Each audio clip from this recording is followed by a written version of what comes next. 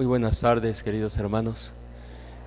Me da muchísimo gusto poder estar con ustedes en este segundo día de las catequesis mistagógicas. Muchas gracias también a quienes se han conectado al canal. Les invito a que nos dejemos iluminar por la presencia de Cristo resucitado que se hace palabra. Aleluya, aleluya, aleluya. Aleluya, aleluya, aleluya. Este es el día del triunfo del Señor, día de júbilo y de gozo. Aleluya, aleluya, aleluya. Aleluya, aleluya, aleluya. El Señor esté con ustedes. Proclamación del Santo Evangelio según San Lucas.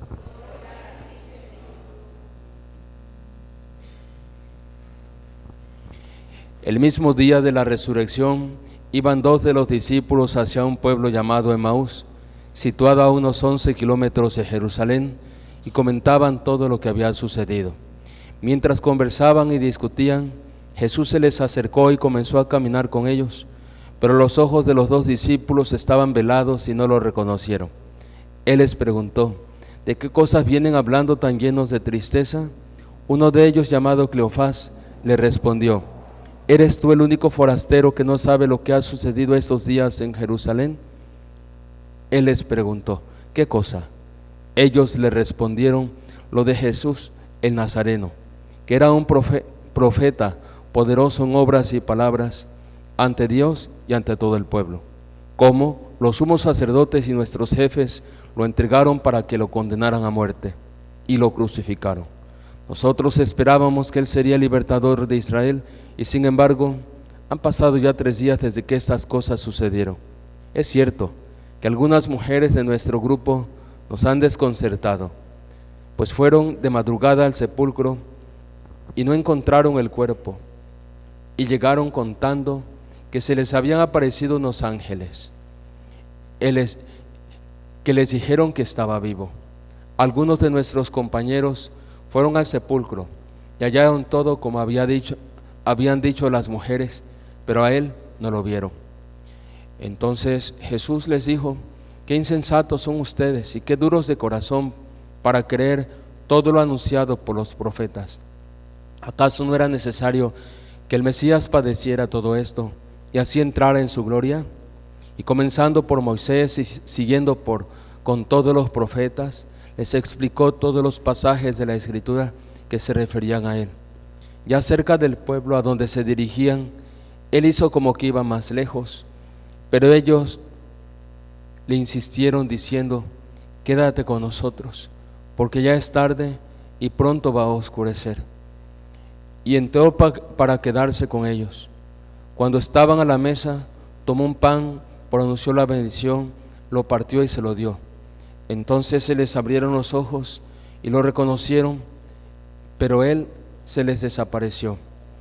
Ellos se decían el uno al otro: con razón, nuestro corazón ardía mientras nos hablaba por el camino y nos explicaba las Escrituras.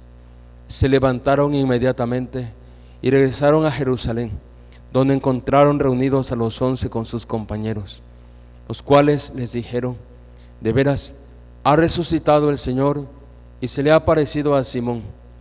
Entonces ellos contaron lo que les había pasado en el camino y cómo lo habían reconocido al partir el pan. Palabra del Señor.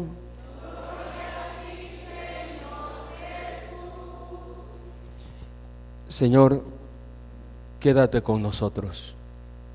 Te pedimos que te quedes con nosotros para que ilumines nuestra historia, para que ilumines nuestra vida.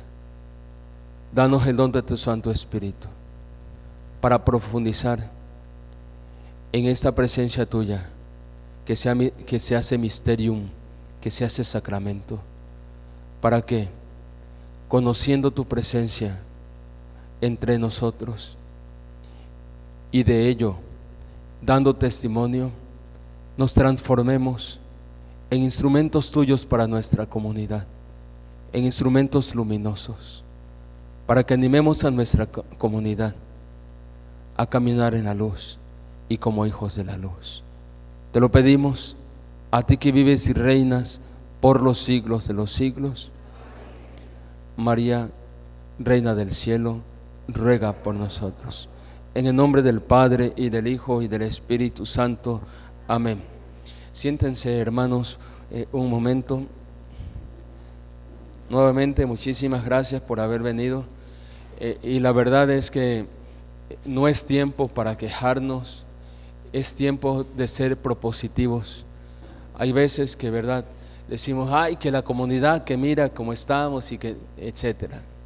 Bien, pues no hay comunidad perfecta, no hay párroco perfecto, no hay oveja perfecta, el único perfecto es Él.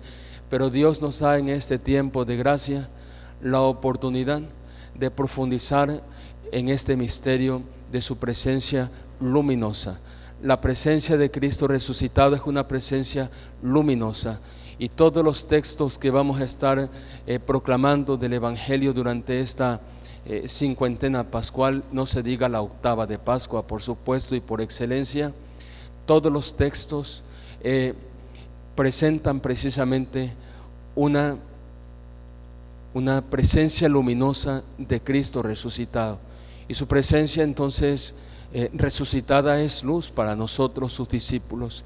Es una presencia entonces luminosa, y es una luz que se nos ofrece y que nosotros tenemos que acoger. Se nos ofrece, no se nos impone.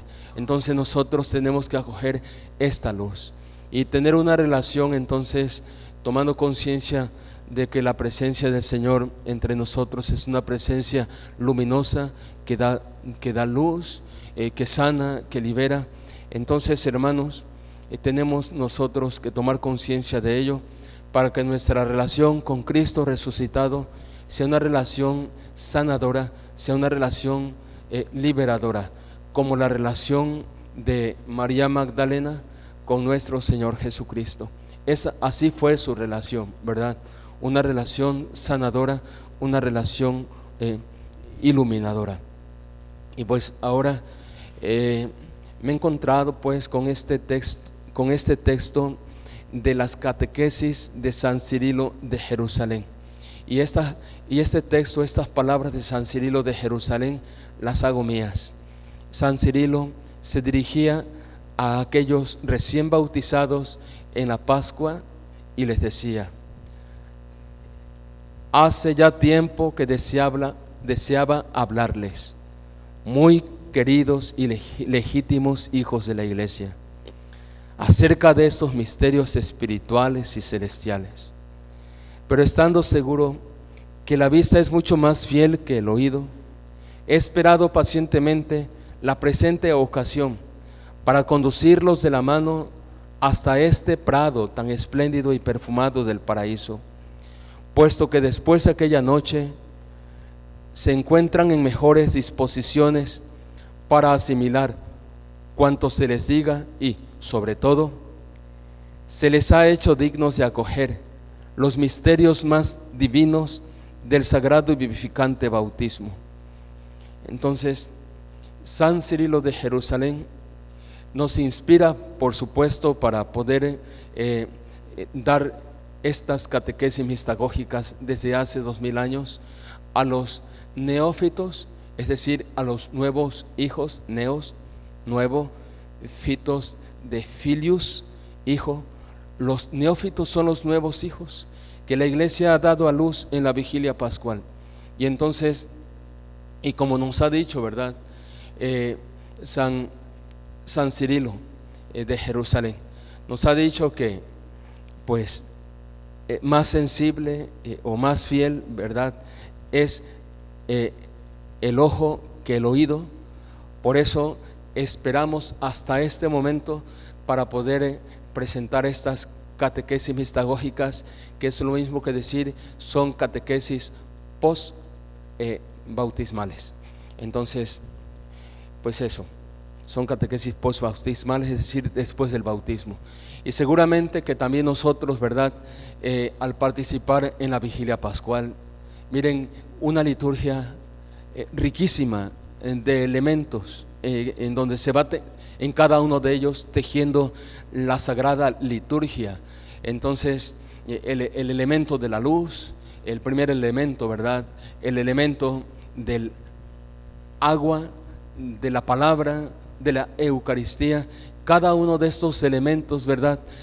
Seguramente que aquella persona que participó por primera vez en la vigilia pascual se ha de haber preguntado: ¿y esto qué significa? ¿Qué significa la luz? ¿Qué significa el agua? ¿Qué significa todo esto? Y entonces, pues este es tiempo oportuno para que también nosotros, ¿verdad?, tomemos conciencia del significado de cada uno de estos elementos que son la simbología de estos ritos que tejen la sagrada liturgia. Y entonces, al tomar conciencia de ello, ¿verdad?, nosotros también seamos luz para nuestros hermanos al compartirles nuestro testimonio y también nuestro conocimiento, porque de eso se trata.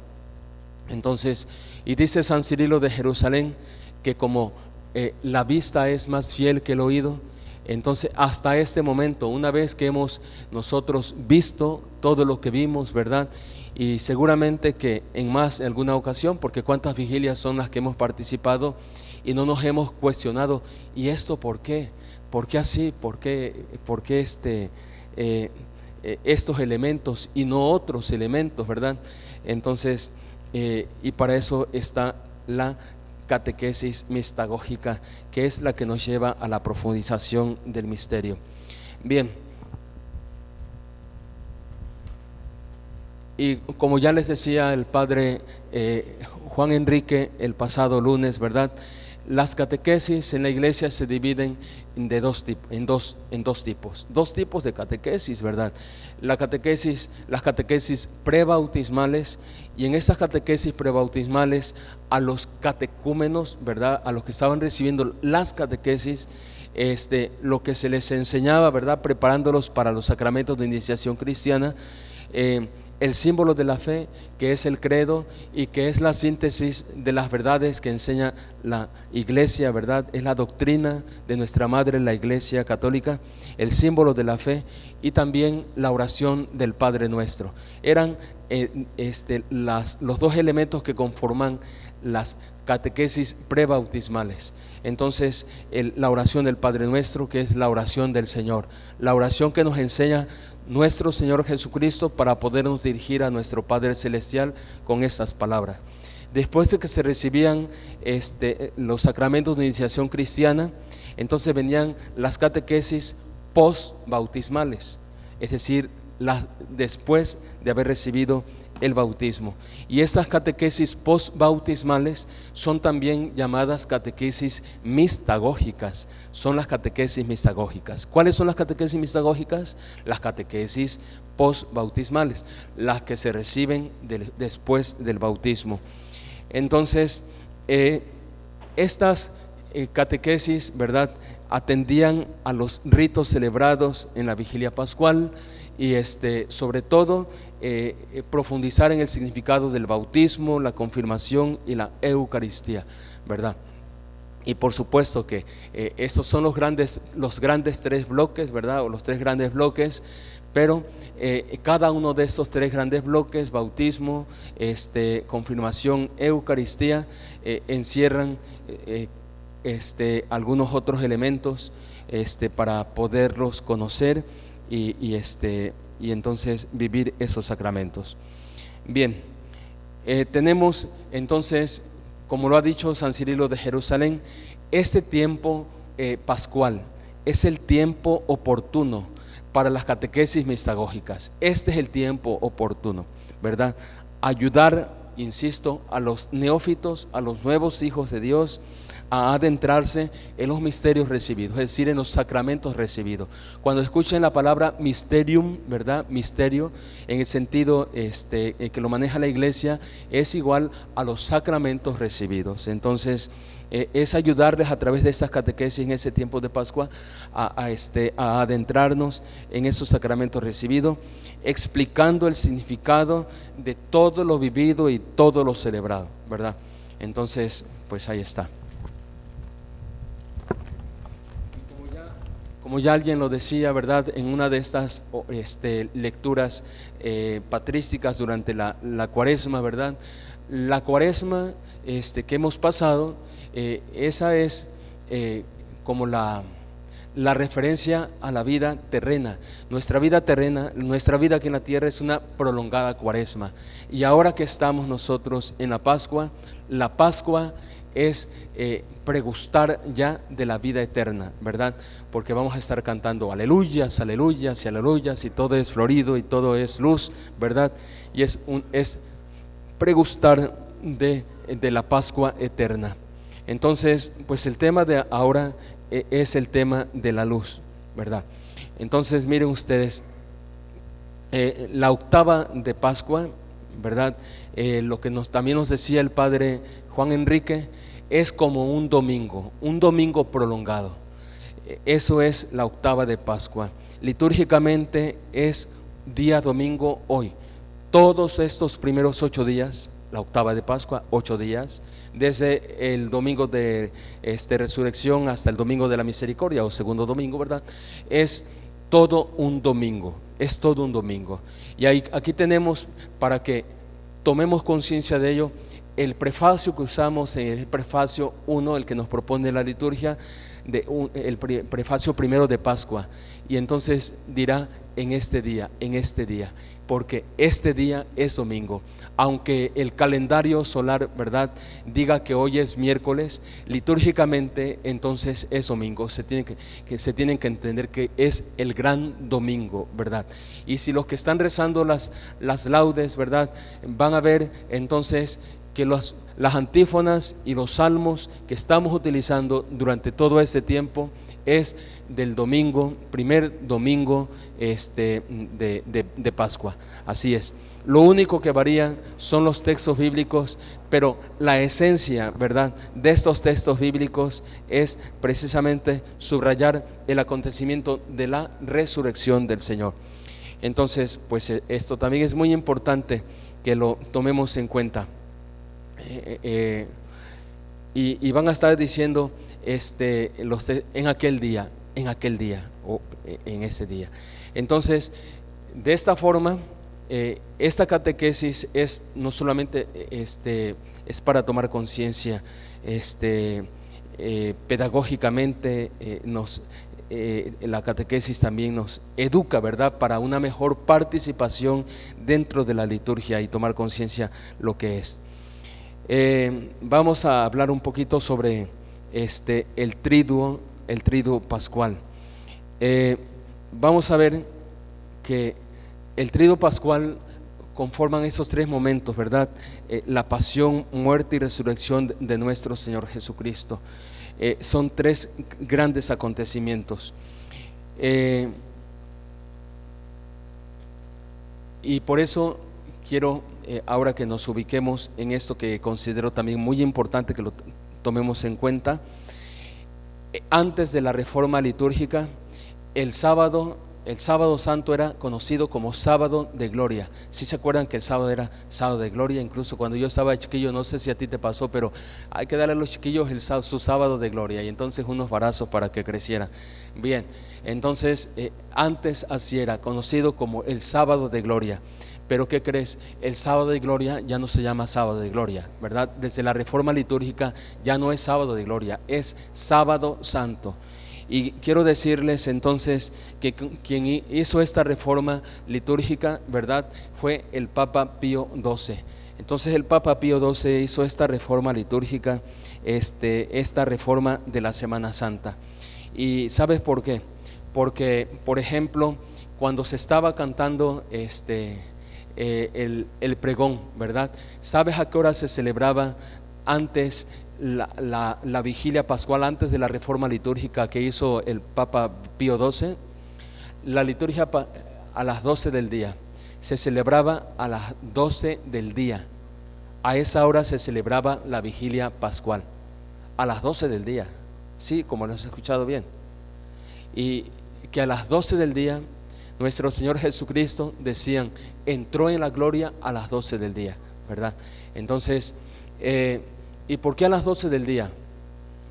El Papa Pío XII por supuesto que tenía que destrabar algunas ataduras que había para poder hacer la reforma. Y es que hasta la gente más sencilla, que no eran muy doctos en la liturgia, escuchaban el pregón pascual, y lo voy a entonar como los catequistas. Esta es la noche, la la la la la la la la la. Esta es la noche, a las 12 del día. ¿Qué te sabe eso? Esta es la noche, pero ¿qué noche si es de día, no? Entonces, pues resulta que no concordaba la luz del día con lo que estaba diciendo la liturgia. Entonces ahí venía la gran incongruencia.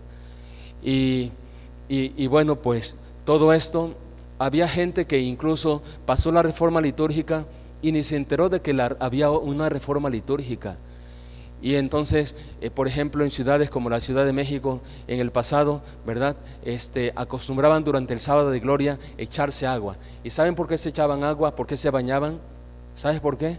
Recordando que el padre que celebraba la vigilia pascual echaba mucha agua a los que venían a celebrar, y de ahí entonces ese vamos a decir rito, ¿verdad?, se sacó de la liturgia y se paganizó, y entonces, a especie de broma, el sábado de gloria hay que echarnos agua porque recordando que nos echan mucha agua el sábado de gloria. Entonces, miren así, la razón es esta: el sacerdote tenía que hacer un ayuno de 7 horas. Normalmente para comulgar antes de la reforma litúrgica eran 3 horas. Pero en este día santo el sacerdote tenía que hacer un ayuno de 7 horas y los penitentes también 7 horas. Entonces, si el sacerdote tenía la celebración al otro día temprano, y la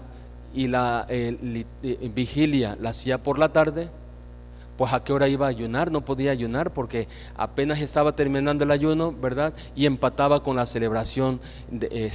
Si él comía, ya no podía guardar las 7 horas para el otro día celebrar temprano la Eucaristía el domingo de resurrección. Entonces eso era lo que ataba en la mano a los obispos, al Papa, ¿verdad?, para poder hacer la reforma litúrgica. ¿Qué fue lo que pasó? Entonces el Papa empieza haciendo este cambio. El ayuno eucarístico, que sea solamente una hora antes de la celebración, que el sacerdote haga este ayuno eucarístico, una hora antes de la celebración. Y entonces sí, primero decreta que el ayuno no sea de 7 horas, que sea una sola hora. Y como nada más es una hora, ahora sí, vámonos a hacer la reforma litúrgica, que no se haga ya al mediodía, que se haga entonces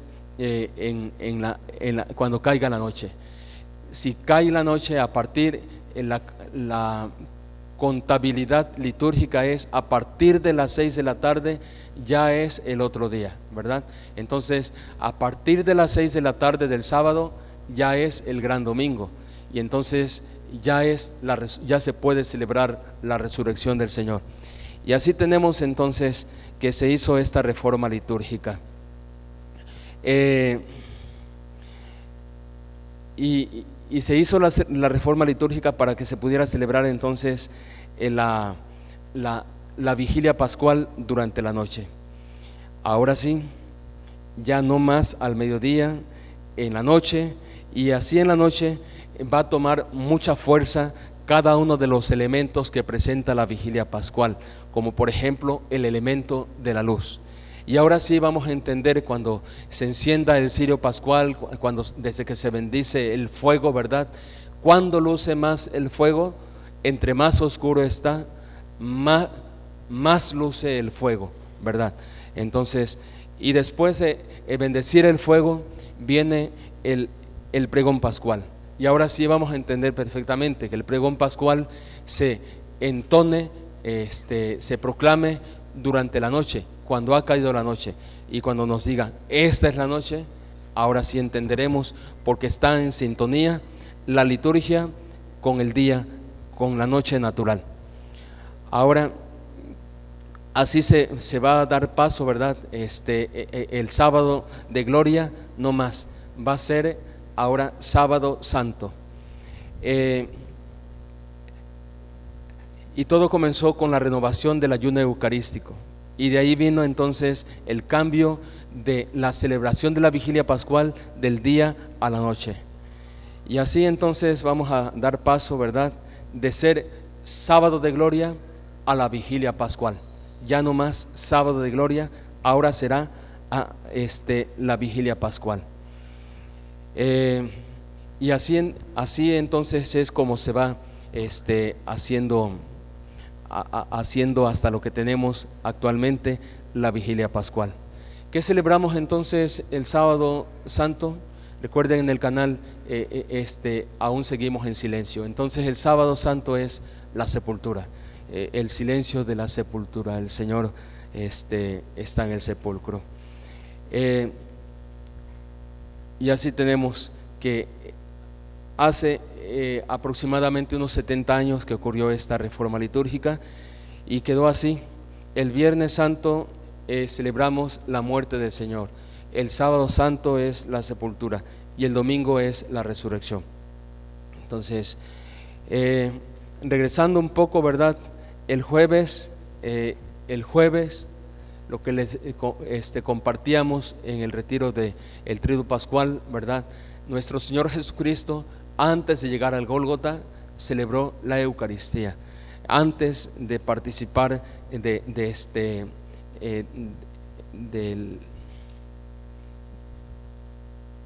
antes de estar en la cruz y antes de padecer, celebró la Eucaristía. Por eso es que el sacramento, ¿verdad?, no aparece cronológicamente como esperaríamos que apareciera, ¿verdad?, sino que esto es antes, se sale del tiempo cronológico, porque el sacramento de la Eucaristía decíamos que es un kairos, y así como a nuestro Señor Jesucristo lo prepara para la cruz, también a nosotros los cristianos el sacramento de la Eucaristía nos prepara para la cruz.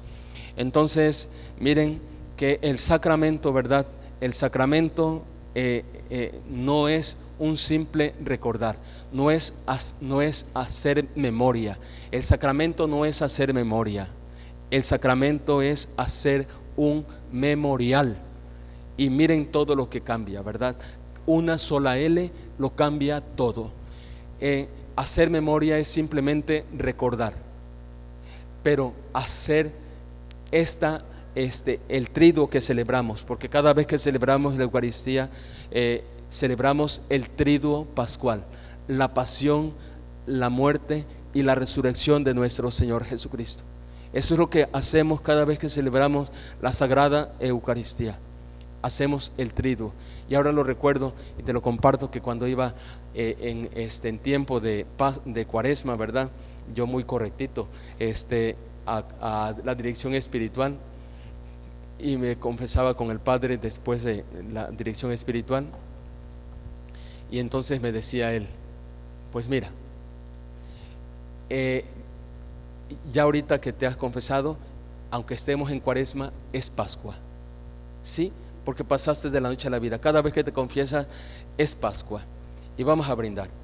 Y me daba un poquito de tequila. Vamos a brindar porque hoy es Pascua. Esa es tu penitencia, que brindes conmigo porque Dios te ha dado la vida. Qué padre. Y después los domingos, ¿verdad? Y me decía el Padre, si yo 2 o 3 veces lo fui en Cuaresma, lo fui a visitar en domingo, y decía el Padre: es Cuaresma, pero el domingo no es Cuaresma, el domingo es Pascua, porque recuerda que la Eucaristía es celebrar la Pascua del Señor. Y entonces siempre decía: vamos a brindar, ¿verdad?, porque el Señor está aquí entre nosotros, y había vino porque era Pascua. Todos los domingos son Pascua. Entonces, con esto te quiero decir que la Eucaristía es la celebración del triduo pascual. En la Eucaristía el Señor padece, muere y resucita por ti y por mí. Muere por ti, padece por ti, resucita por ti y para ti. Entonces, en ese sentido, la Eucaristía no es un simple recordar, no es un simple recordar. la Eucaristía no es una memoria, es un memorial. ¿Y qué significa eso? Entonces, que celebramos un acontecimiento del pasado, ¿verdad? Primero, celebramos un acontecimiento ocurrido en el pasado, pero en la Sagrada Liturgia, ¿verdad? Con la asistencia del Espíritu Santo, ese acontecimiento salvífico del pasado se actualiza, se hace presente para nosotros.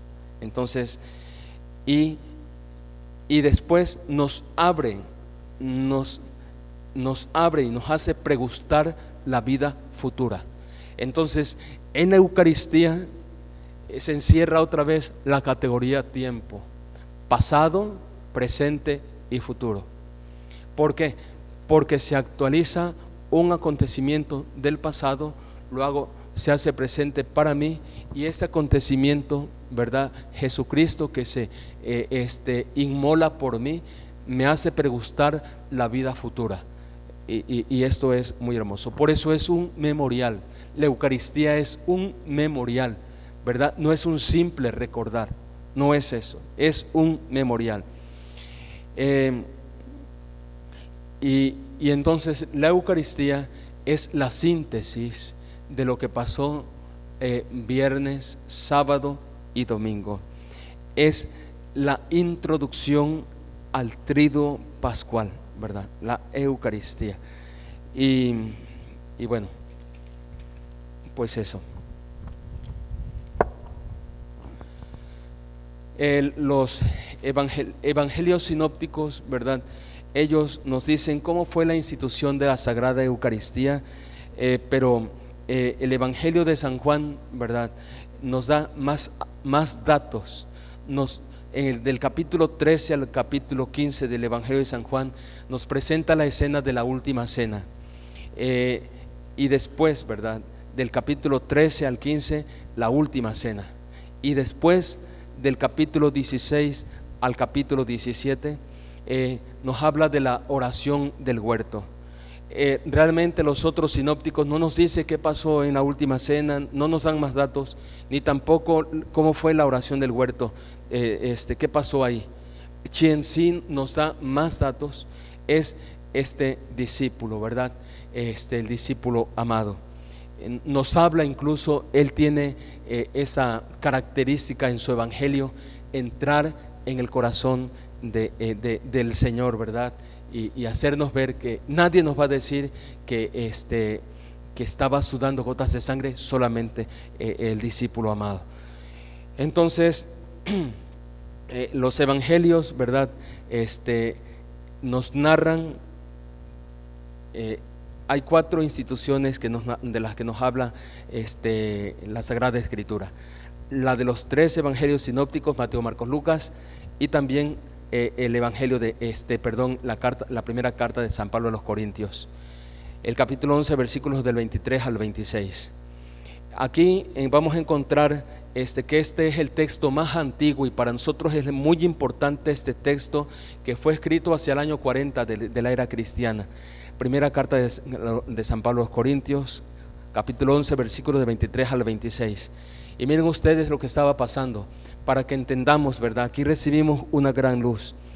En aquellos tiempos, cuando recordemos que al principio la iglesia no tenía templo propio, nuestra liturgia era celebrada dentro de la sinagoga judía, y ahí participábamos en la liturgia de la palabra. Después salíamos y nos íbamos a la casa de los hermanos, la que fuera más amplia, para ahí hacer la segunda parte, que era la liturgia eucarística.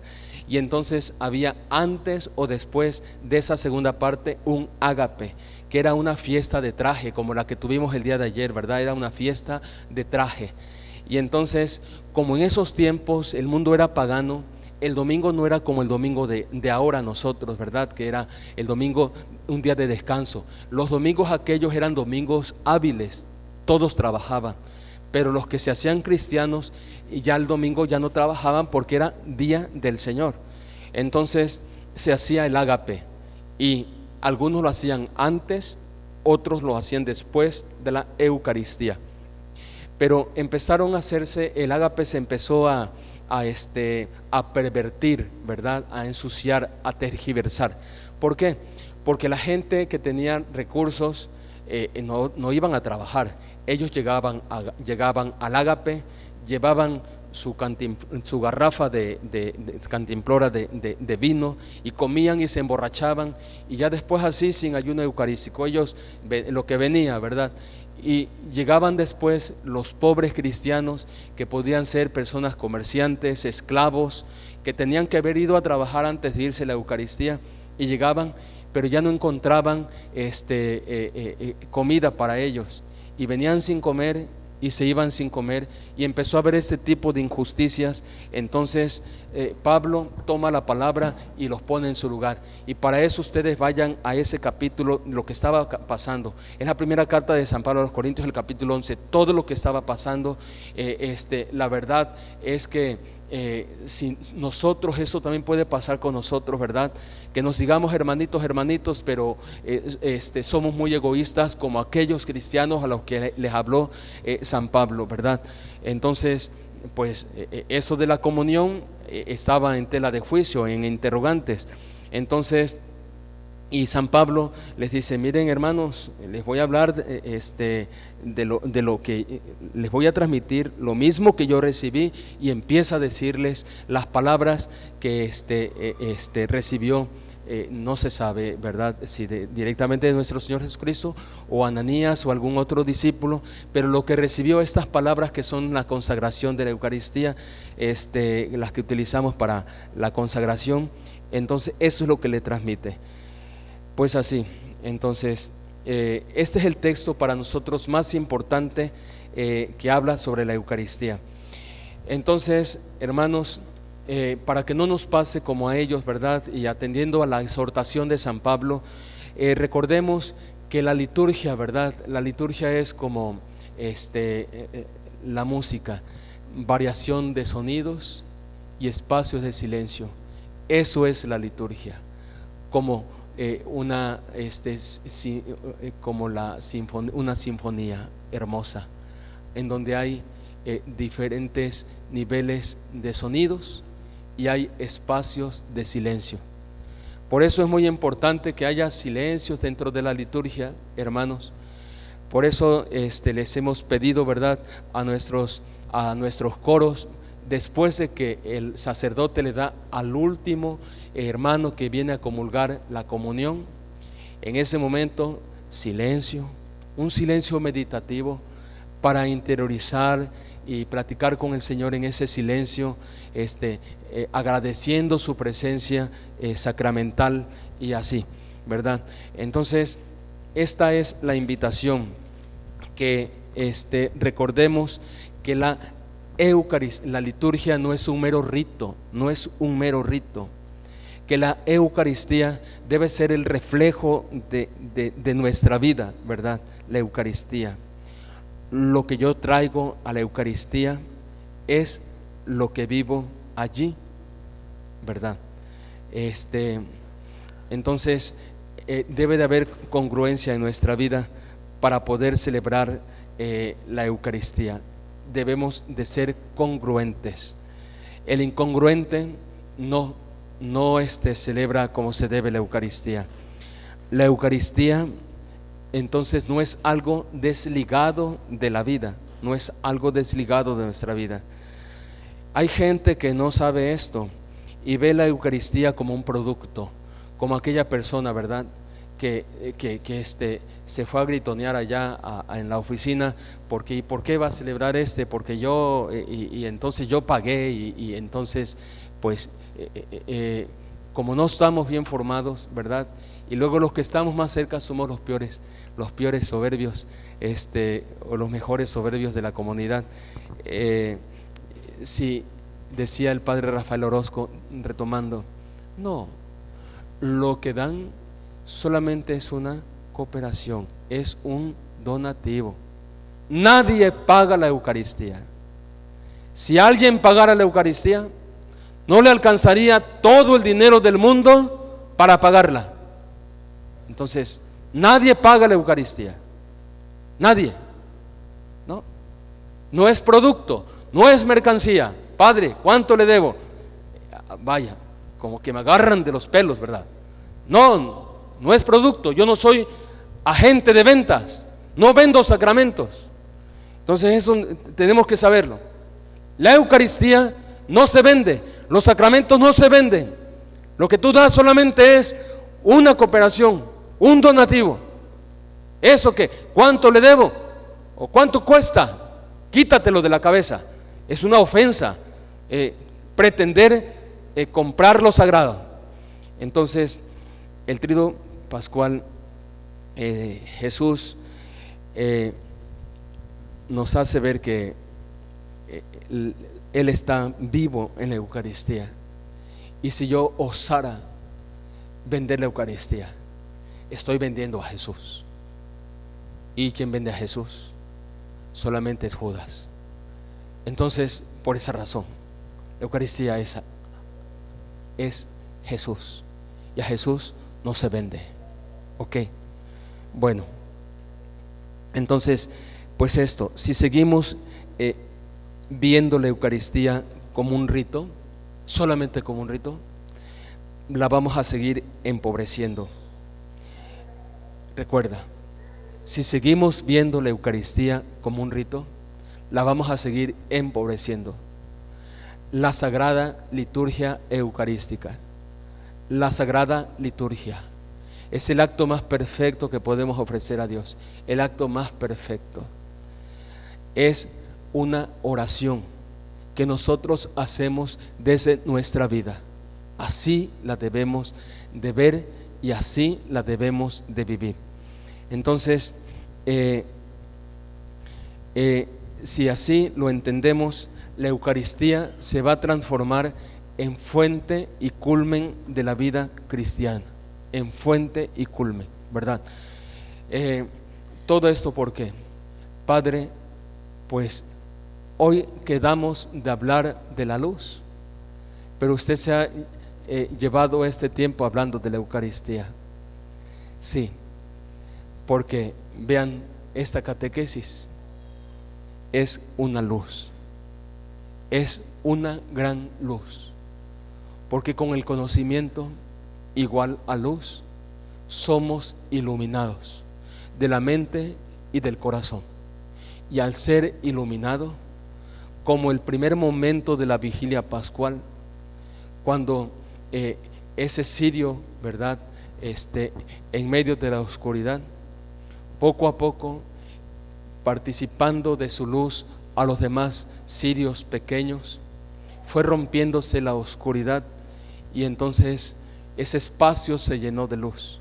Así nosotros hoy, como quien recibe esa luz por participación de Cristo resucitado, esta catequesis, eso es lo que quiere ser, una luz que nosotros como cirios encendidos, ¿verdad?, llegando a este conocimiento de este gran regalo que nos ha dejado nuestro Señor, ¿verdad?, nosotros a su vez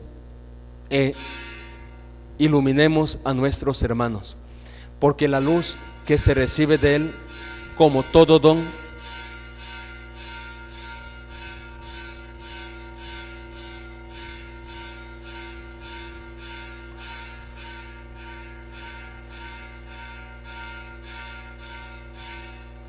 la luz que se recibe de Jesús no es para quedárnosla, es para compartirla.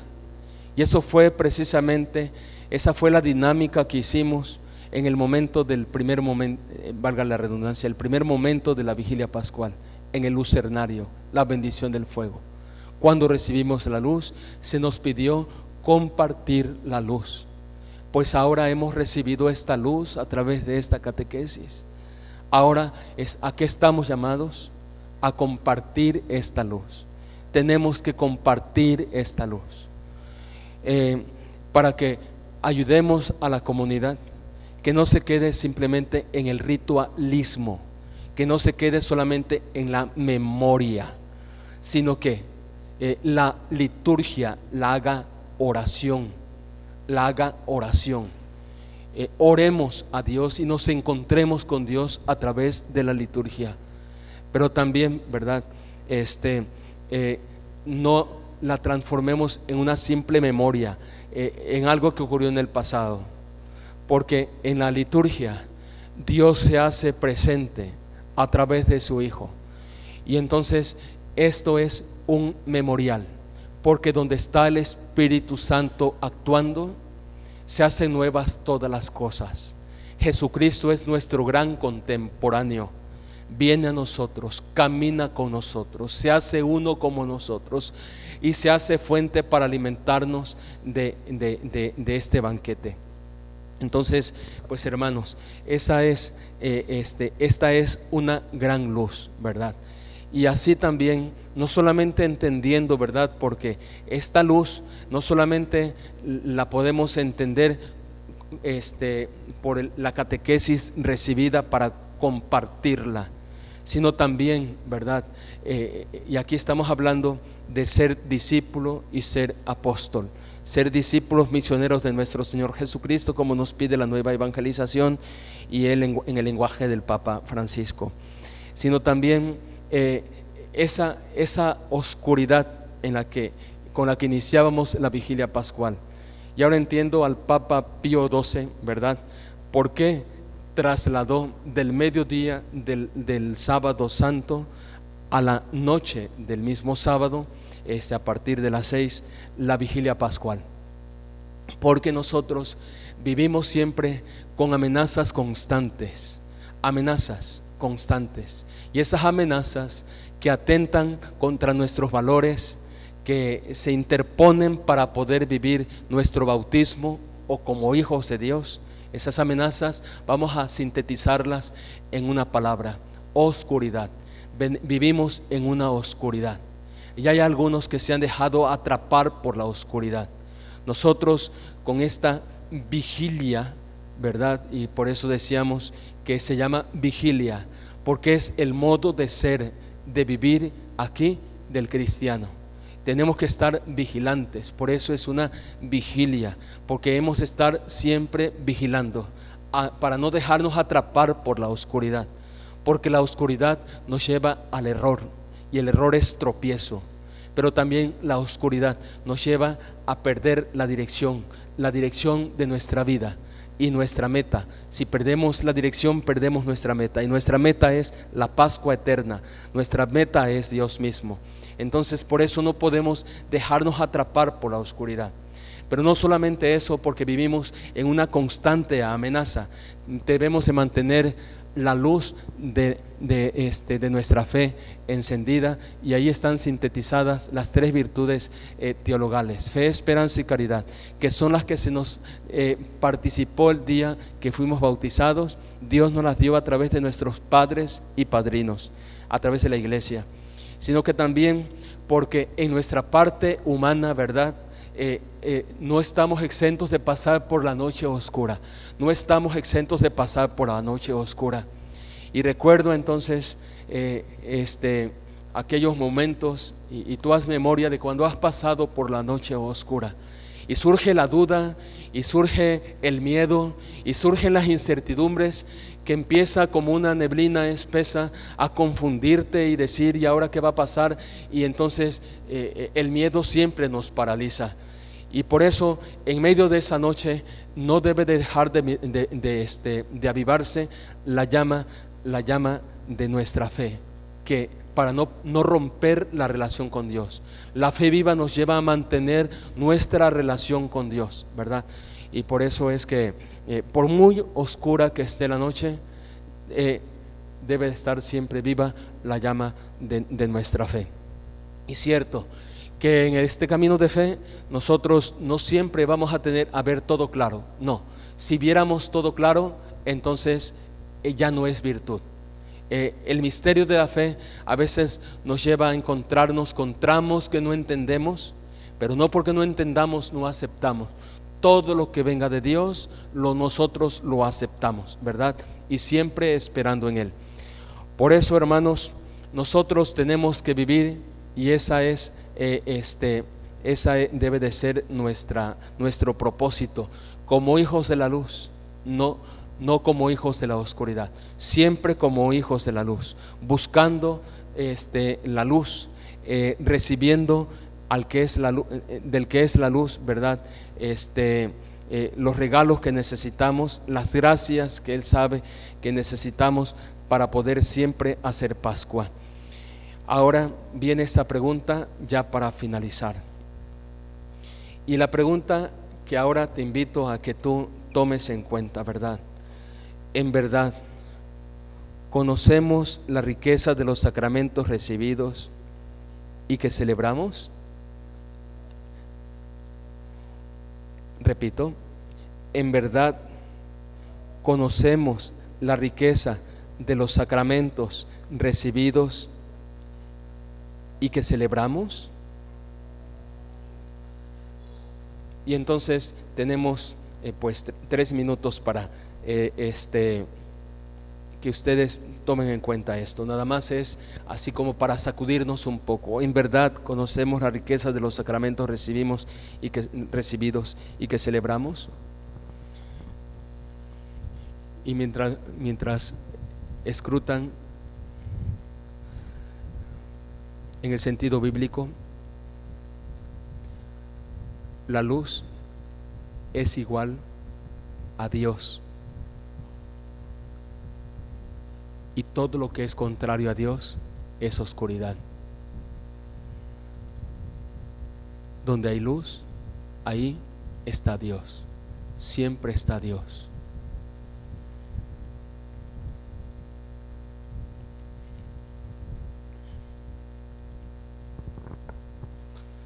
Por eso las catequesis, eso es lo que quieren ser, luz, para que vivamos siempre en la luz. Bien, pues ahora, quien guste, ¿verdad? ¿Qué luz te llevas de esta catequesis?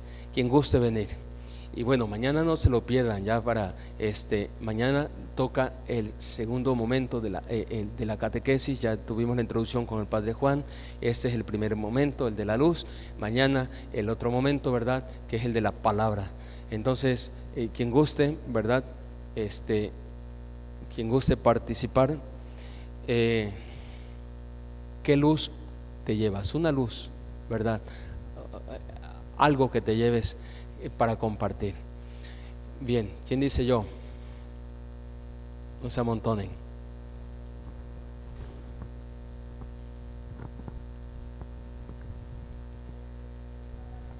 Sí, adelante en lo que llega Diego. Sí. Ok.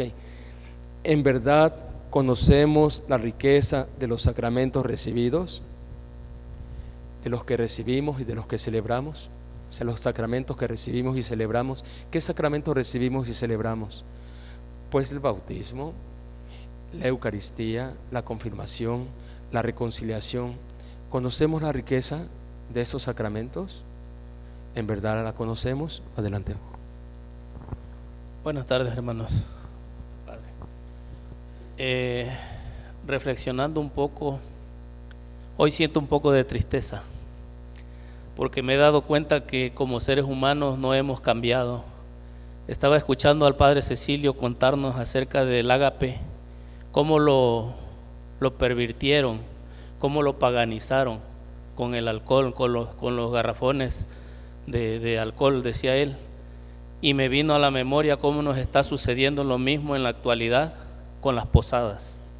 Las posadas ya no son como la iglesia lo celebraba, pidiendo la posada y con cantos, un ponche, un chocolate, un pan. Ahora no, ahora son borracheras.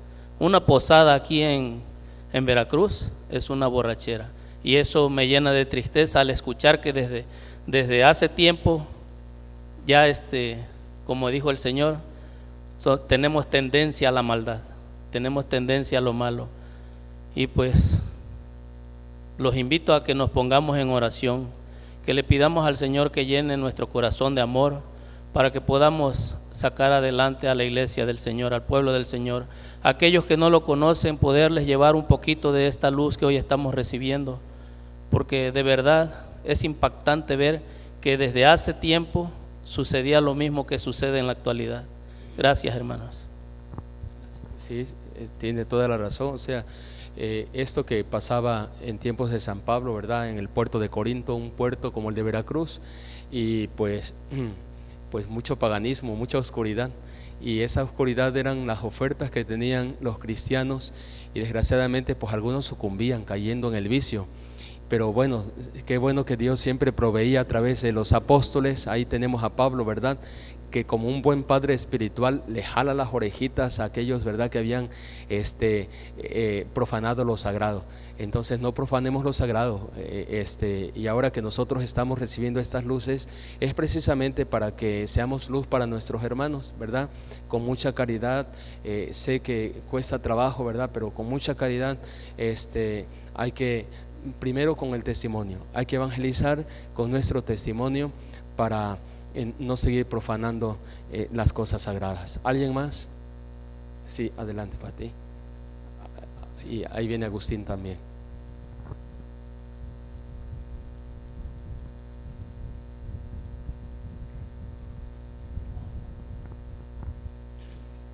Bueno, me gustó muchísimo. Me hizo recordar también la palabra de Maús que vimos hoy, que dice que cuando lo escuchaba yo a usted, y arde el corazón, ¿no? Porque uno siente que está recibiendo el alimento que necesita, ¿no? Yo esta Semana Santa, pues le pedía mucho al Señor: Señor, quiero verte resucitado, ¿no? Es como, sé que si tenemos ese encuentro con Cristo resucitado, a partir de ese momento, pues es el antes y el después realmente para cualquier cristiano, ese encuentro de ojos abiertos, de corazón palpitante, ¿no? Y pues yo siento que la Eucaristía precisamente pues es ese ver a Jesús resucitado. Cada vez que escuchamos la liturgia de la palabra, pues nuestro corazón arde porque estamos recibiendo el alimento, y después cuando viene la Eucaristía, pues ahí está Cristo resucitado en cada Eucaristía. Entonces, pues valorar muchísimo lo que es la Eucaristía, ¿no? Los hermanos protestantes creo que decían que si el católico creyera realmente que está Cristo resucitado, las parroquias estarían rebosantes, ¿no? O sea, estaría llenísimas. Entonces, pues, ¿qué tanto valoramos la Eucaristía, ¿no? Que es lo más importante para nosotros? Ahí Cristo vive, ahí está resucitado, y como decía, por nuestra sangre corre fuego, ¿no? Cada vez que recibimos la Eucaristía, pues Jesús entra en nuestra vida y nos transforma.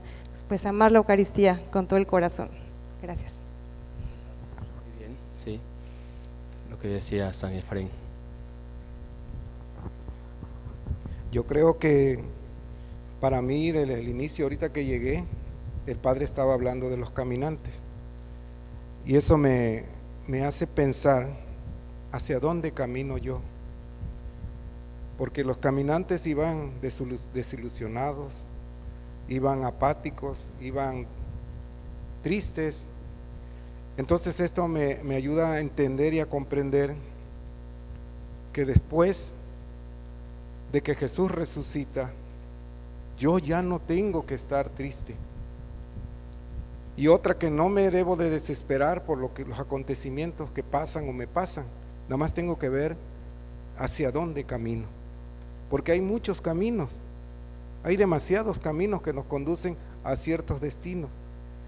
Y me llama la atención también, y me da luz, cómo estos caminantes descubren a Jesús.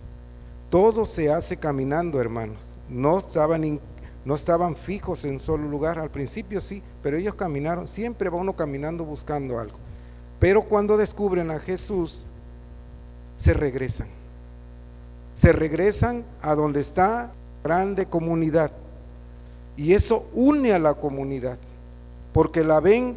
Ellos se dieron cuenta que al partir el pan Jesús con ellos, que es la Eucaristía, logran descubrir que lo que dejan es mucho, y se vuelven a reunir con ellos. ¿Para qué? Para seguir caminando, porque nosotros los cristianos, a partir de la Eucaristía, no nos podemos quedar quietos, es un constante caminar. pero hay muchos caminos. Hay que saber cuál escoger. Y me quedo también con esto. Yo me quedo con esto, que el rito de la Eucaristía sí lo hemos empobrecido.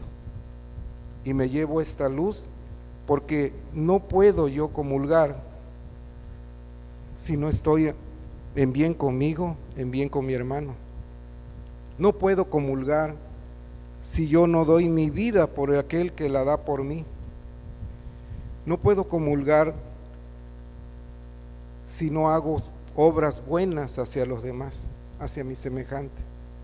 No puedo comulgar si yo no vivo la Eucaristía como debe de ser. Yo hoy me llevo una luz muy grande que me hace partir en este momento, que Dios me da una oportunidad más para seguir adelante. Gracias. Bueno, pues iluminados por el resucitado que ha estado aquí presente, ¿verdad? Hemos sido iluminados como los discípulos de Maús para ir a iluminar. Y aquí viene por último Leti. Buenas noches, hermanos. Lo que me animó a pararme fue que dije, no estoy loca. Pati decía algo, que mientras el Padre hablaba, yo experimentaba en lo personal, casi al final, que mi corazón palpitaba fuertemente, fuerte, como aquellos hombres de Maús al hablar de la Eucaristía. Para mí, hoy en esta noche, el Señor me reafirma a través del Padre el amor que se hace amor en esa Eucaristía,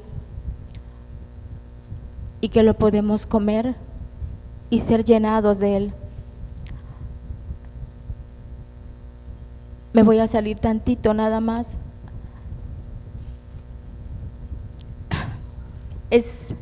Mi corazón late muy fuerte,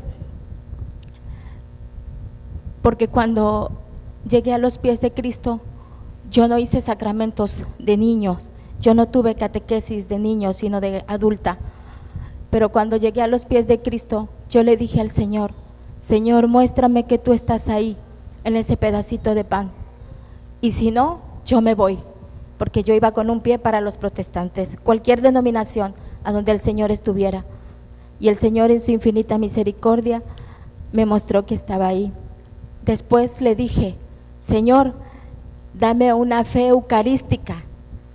Y entendí que eso no todos lo tienen, y que posiblemente sea la razón por la cual no el templo se llena ante la presencia de Jesús sacramentado.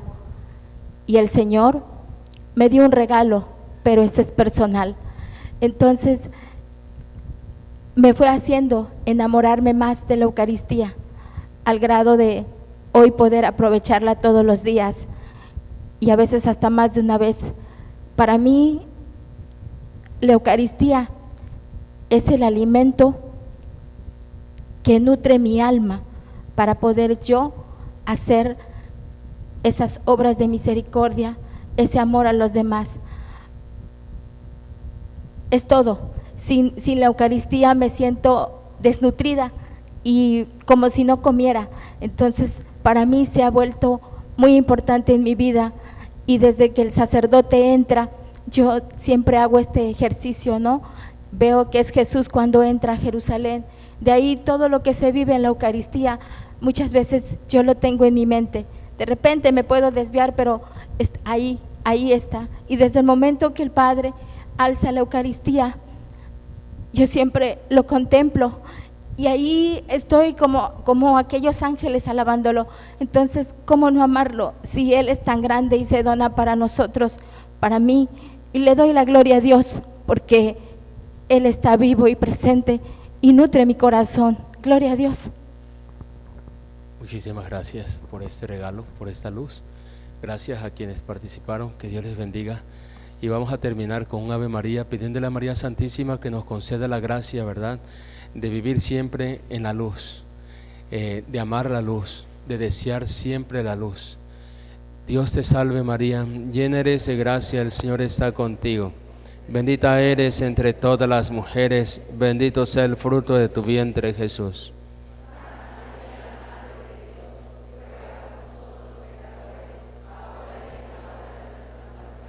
María, Madre de la Iglesia, el Señor esté con ustedes. Y la bendición de Dios Todopoderoso, Padre, Hijo y Espíritu Santo descienda sobre ustedes. Amén. Vayamos en paz. Aleluya, aleluya.